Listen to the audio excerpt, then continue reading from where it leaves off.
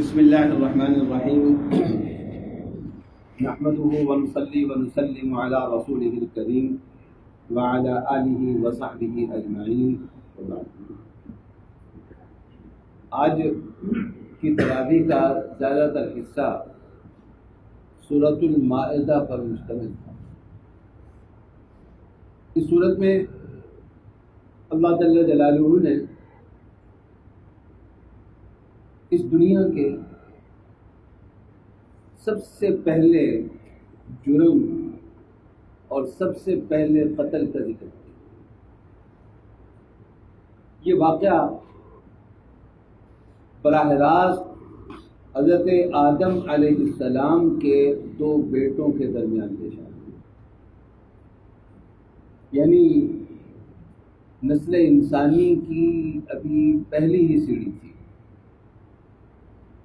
پہلا ہی مرحلہ تھا کہ انسان دوسرے انسان کا دشمن ہے۔ اور دشمن کس بات پہ بنا؟ دشمن اس بات پہ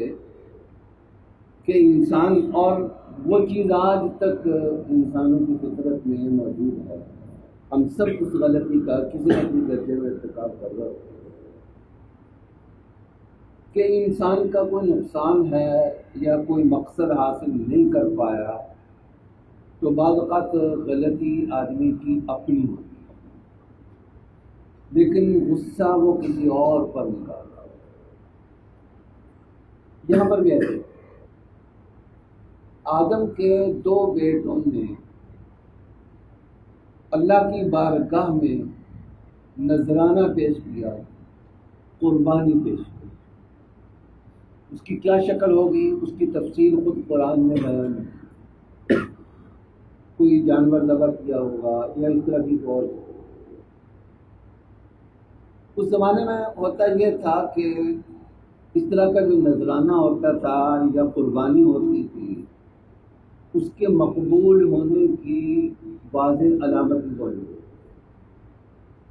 بعض روایات سے معلوم ہوتا ہے کہ آگ آتی تھی اور جو مقبول قربانی ہوتی تھی اسے وہ کھا جاتی تھی اور دوسری کو چھوڑ۔ اس لیے کہ پچھلی امتوں میں قربانی کا مطلب یہ ہوتا تھا کہ یہ جانور اب اللہ کے نام کر دیا ہے، ہمارا اس میں اب کوئی حصہ، کوئی حق نہیں، اللہ کے لیے مکمل چھوڑ۔ ظاہر کہ پوری قربانی تو یہی بنتی ہے کہ آدمی ایک چیز کو اللہ کے نام پر بالکل چھوڑ دے کہ یہ میری رہی نہیں ہے۔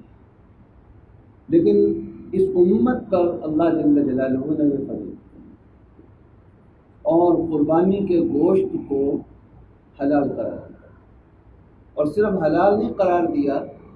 بلکہ اللہ کی ضیافت اور اللہ کی مہمانی قرار دیا۔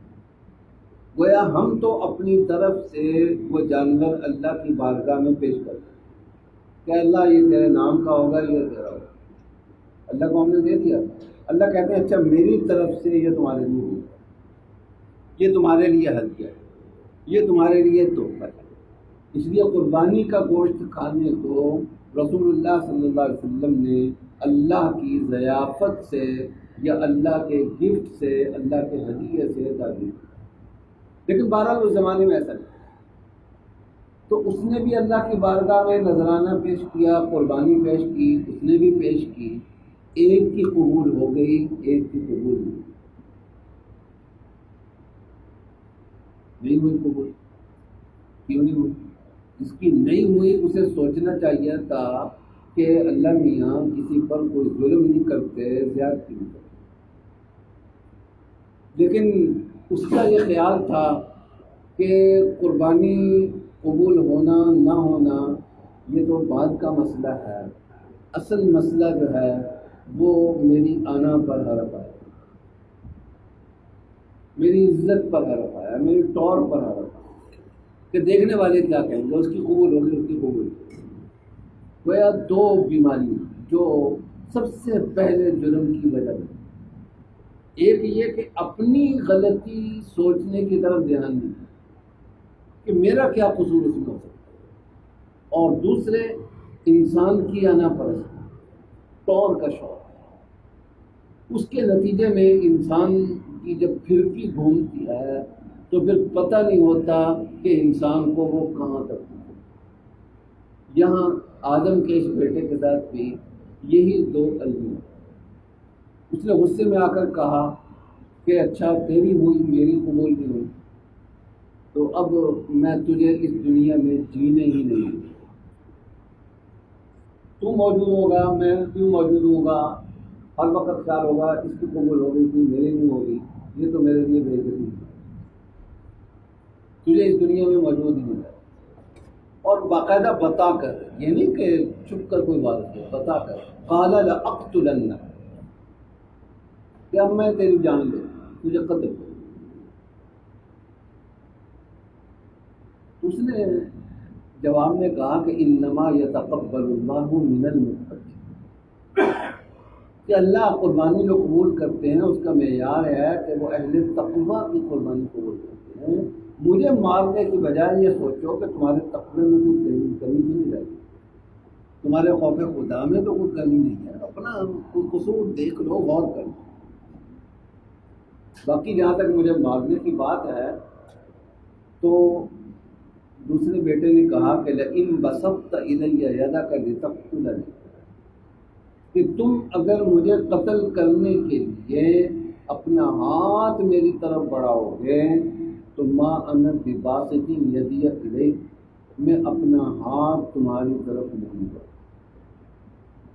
یہ پہلی واردات ہوئی۔ حدیث میں آتا ہے رسول اللہ صلی اللہ علیہ وسلم نے ارشاد فرمایا کہ جو آدمی اچھا کام ایجاد کرتا ہے، اچھی رسم ڈالتا ہے، جو وہ اچھا کام کرتے ہیں اس کا ثواب اس کے کھاتے میں ملتا ہے، اور جو آدمی کسی برے کام کا رواج ڈالتا ہے، برا کام کرتا ہے، جو بھی اس کی پیروی کرتے ہیں اس کا گناہ بھی اس کے کھاتے میں ڈالتا ہے۔ اور فرمایا رسول اللہ صلی اللہ علیہ وسلم نے کہ انسانیت میں جتنے قتل ہوتے ہیں، وہ قاتل کو تو گناہ ہوتا ہی ہوتا ہے، لیکن اس گناہ کا ایک حصہ، ایک پورشن جو ہے وہ آدم کے اس بیٹے کے اکاؤنٹ میں ہے، خود بخود اس کے اکاؤنٹ میں شفٹ ہو جاتا ہے، منتقل ہو جاتا ہے، اس کے گناہ بڑھتے جاتے ہیں، کیونکہ وہ پہلا انسان ہے جس نے دوسرے انسان کو قتل کیا۔ انی اخاف اللہ رب العالمین، اس لیے کہ میں اللہ رب العالمین سے ڈرتا ہوں، میں چاہتا ہوں کہ یہ جو رسم بد اس نسل کے اندر، ہمارے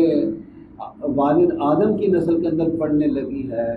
میرا اس میں کوئی حصہ نہ، اس لیے میرا مکمل پیسو رول، کوئی ایکٹیو کردار رول اس میں پلے نہیں کروں، میں پلے نہیں کروں گا۔ اور یہ کہا کہ انی ارید ان تبوء باسمی و اسمی، میں یہ چاہتا ہوں کہ تمہارے جرم کا گناہ بھی تمہارے اوپر ہو اور میرا گناہ بھی تمہارے اوپر ہو، اور اس کے نتیجے میں تم دوزخ میں چلے جاؤ، میں دوزخ سے بچ جاؤں، اور یہ دوزخ ہی اصل میں ظالموں کی جگہ۔ یہی بات کل کی آیت میں اللہ تعالیٰ نے فرمائی، فجزاؤہ جہنم، جو کسی کو قتل کرتا ہے تو وہ چونکہ ظالم ہے اس لیے اس کی جو اصل جزا ہے وہ جہنم ہے، جہنم سے نیچے کوئی سزا اس کی ہو نہیں۔ تمہارا اس نے اپنا یہ ارادہ تھا کہ میں تو کچھ نہیں کروں گا، تم نے جو کچھ کرنا ہے تمہاری مرضی ہے، میں نے تمہیں سمجھا دیا کہ اپنی غلطی پر غور کرو، لیکن نہیں سمجھ میں آتی تو جو تم نے کرنا ہے وہ کر۔ بظاہر اپنے بھائی کی یہ بات سن کر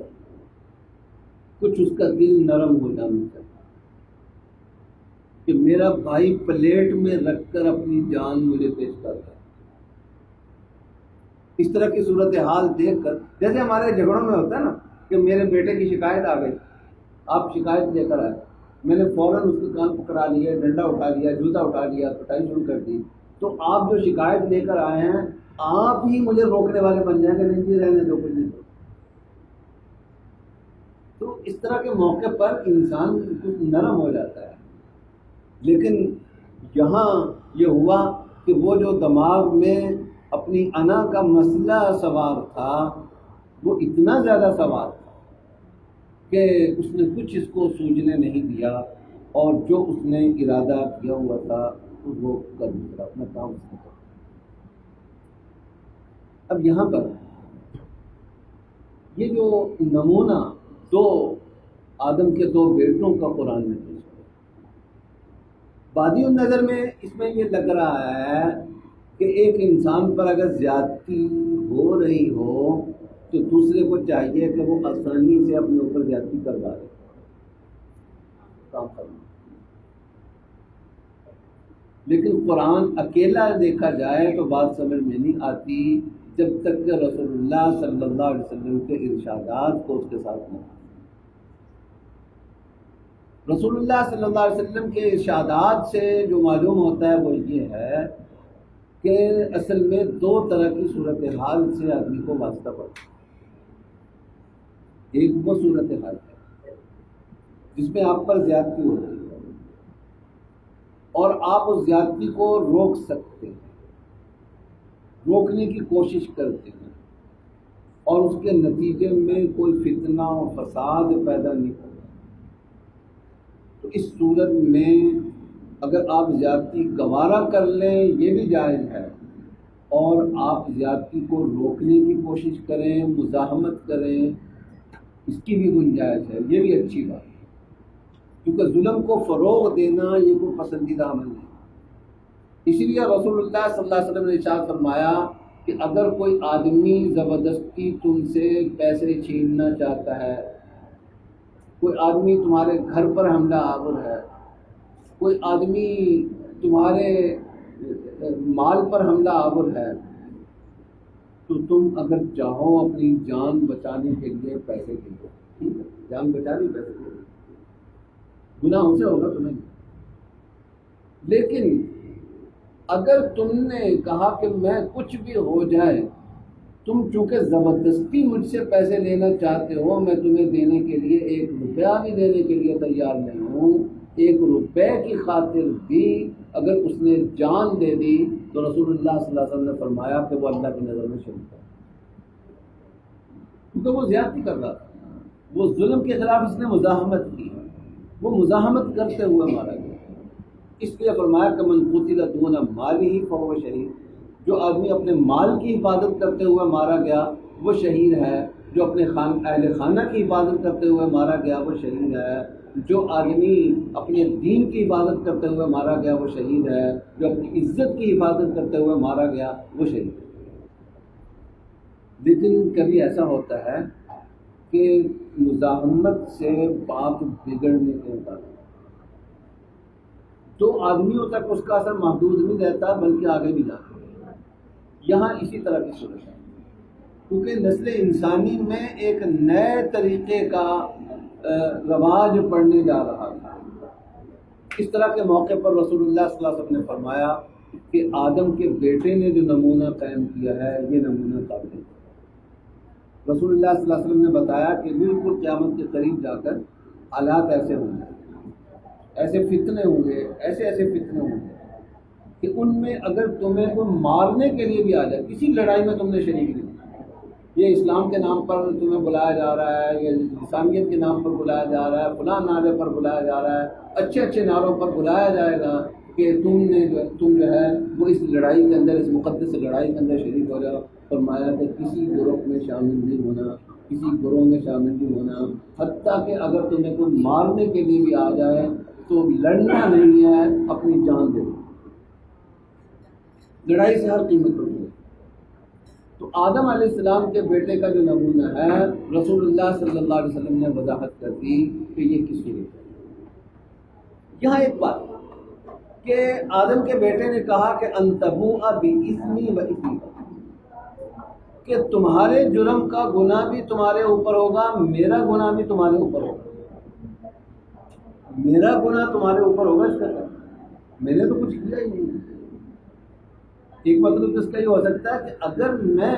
مزاحمت کرتا، میں بھی تمہیں مارتا، تم مجھے مارتے، تو مجھے جو گناہ ہونا تھا وہ بھی تمہارے اوپر ہی جائے۔ لیکن میرے خیال میں اس کا مطلب